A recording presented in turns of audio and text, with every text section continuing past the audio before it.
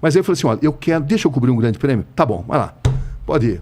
Primeira corrida da temporada, Grande Prêmio de Fênix. Tá. Aí eu peguei, vamos ver o que acontece. Eu fui lá, arrebentei a boca na mão, entrevistei todo mundo, dei furo na Globo, entendeu? Quando voltei, essa foi a única entrevista que eu tive credencial. A Foca, que dava as credenciais, né? Era a FIA e a Foca, ela controlava os passos dos jornalistas. Eles me deram credencial, porque a Globo permitiu. Entendi. Mas o sucesso foi tão grande que a Globo... Os cortaram. Aí o que aconteceu? Não passei a não ter mais. Aí eu falei, e agora? Como é que faz? Falei, você quer saber uma coisa? Deixa eu viajar, que eu vou fazer o outro lado da Fórmula 1.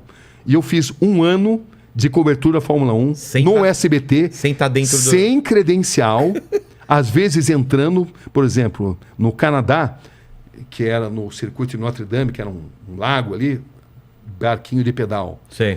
Na Hungria, com credencial do cinegrafista da televisão húngara. Eu dava um jeito. Quando não dava para entrar, eu arrumava uma pauta alternativa. Então eu fui no iate do Nelson Piquet. Fui... Em Mônaco? Fui no Mônaco, no iate do Nelson Piquet em Mônaco.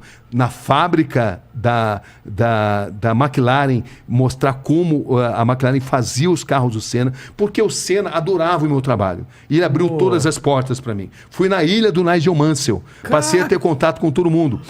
Num determinado dia, para você ter uma ideia, a Foca, a FIA, aliás, através do Jean-Marie Balestre, obrigou Prost e Senna, que eram rivais, inimigos, a se cumprimentarem. Não, vocês vão se cumprimentar. Mas era uma coisa forçada, eles não queriam se cumprimentar. Claro que eles eram inimigos mortais. Então era uma cena totalmente constrangedora. E só eu filmei isso daí.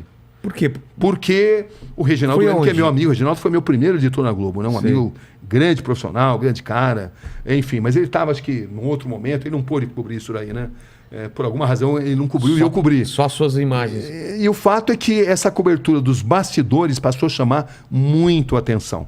Começou a ser a coqueluche da cobertura. Resultado, foram muitas aventuras nisso, né? Sim. Resultado, isso tá no livro, no capítulo do Senna tem isso daí. Resultado, no final do ano, a Globo fez uma proposta irrecusável para eu voltar para a Globo como correspondente em Londres.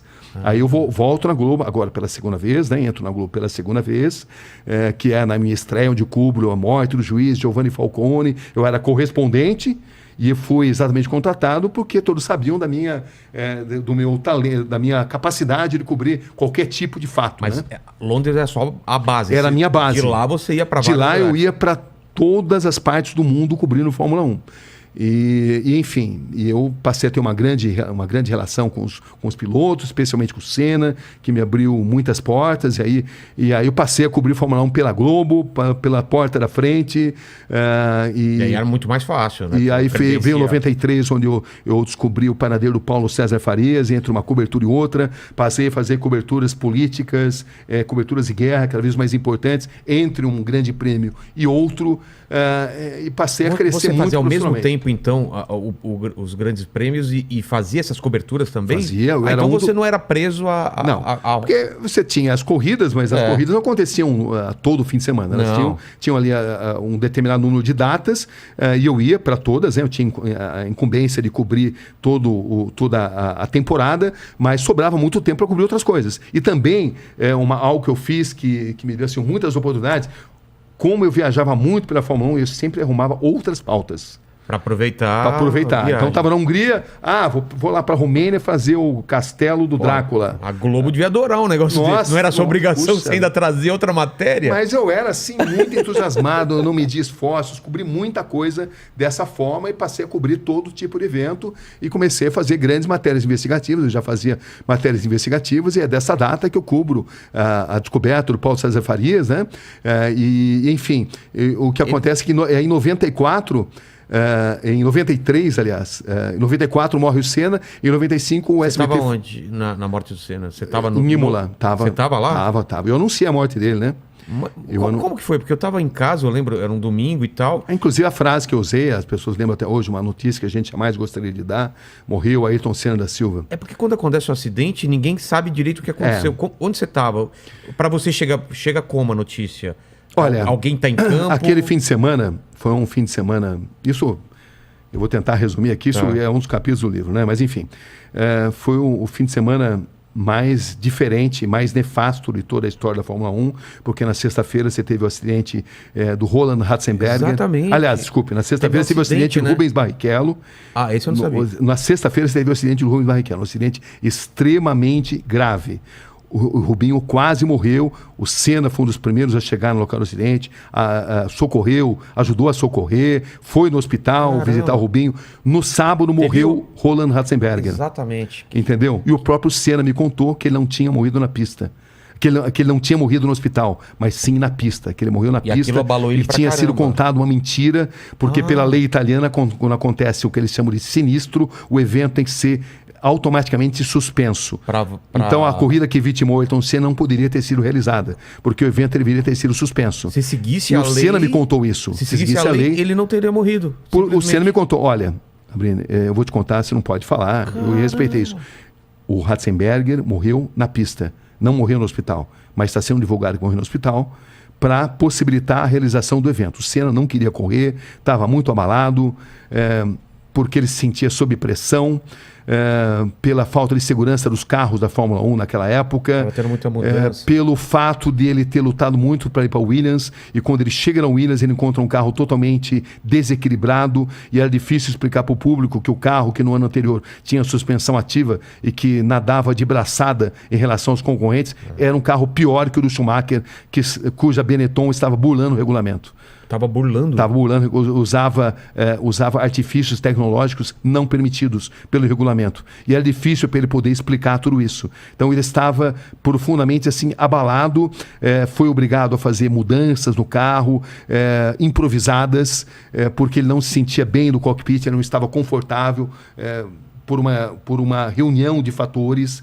E o fato é que o Senna quase desistiu de correr naquele fim de semana por todos esses elementos, né? Então, ele chega a falar com outros pilotos, faz alguma reunião? Ele chega a falar, eles chegam a se reunir, mas aí, por uma questão contratual, decidem correr.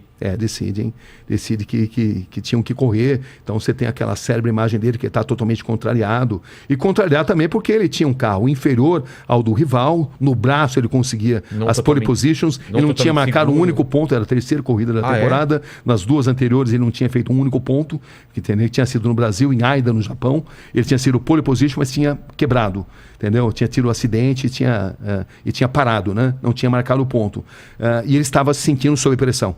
Então ele tinha sido pole position mais uma vez, mas ele tinha ali no retrovisor Schumacher arrojado, com um carro que não respeitava o regulamento, e era difícil para ele falar sobre isso. Era muito difícil. Então, tem uma série de detalhes, eu não vou contar tudo, porque senão a gente não fala de outro assunto, né? Mas são muitos fatos, né? A célebre reunião sobre pneus que estavam fora do regulamento também, e que a Goodyear reúne o Frank Williams e o Senna. Eu conto também o que aconteceu. O fato é que a cabeça do Senna estava muito abalada, porque uma gambiarra tinha sido feita no carro, porque o carro era inferior e porque essa sucessão de acidentes tinha mexido com o emocional dele, né? O acidente gravíssimo do Rubinho, que por um triz não morreu na sexta, o acidente fatal do Roland Ratzenberger, enfim, era um piloto muito diferente daquele que a gente estava acostumado a ver e sob imensa pressão de vencer. Total. Porque patrocinadores pressionavam, a torcida pressionava, o mundo pressionava, porque ele era o melhor piloto. E ele não sabia como explicar, como falar para a opinião pública a situação que ele estava vivendo. Como é que ele vai explicar com um carro que no ano passado não dava nem graça, né? O Mansell ganhava e quase que podia parar o carro para tomar um cafezinho, né? Entendeu? Com a suspensão ativa. Pareciam duas fórmulas diferentes, né? A fórmula da Williams, com a suspensão ativa, que depois tinha sido proibida, né? Foi proibida. Quando foi proibido, o regulamento mudou.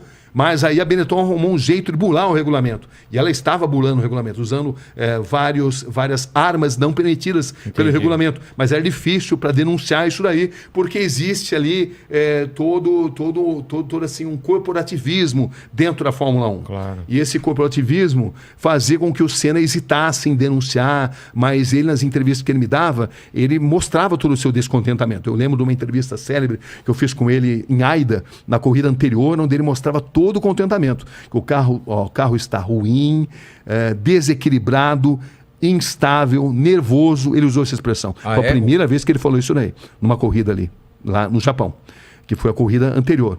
Então, era todo esse contexto que existia ali, né? E quando acontece o acidente, parece que não tem imagens do acidente mesmo. Então, esse é um outro. Eu fui o primeiro cara a praticamente desvendar essa imagem, que a Foca dizia que não tinha essas imagens, mas aí eu consegui uma série de depoimentos de pessoas que diziam que tinham visto. Eu peguei o Bernie Eccleston, que era o presidente da Foca, o todo-poderoso da Foca, e eu o confrontei com esses depoimentos. Olha, existe essa imagem. Falei, tá certo, é verdade. Eu vou te mandar. Ele mandou essa imagem. Só que a imagem, 1 segundo antes do choque no muro, ela desaparece. Eles deram a explicação de que o diretor de imagens havia cortado para uma outra imagem e que nem todas as câmeras tinham videotape.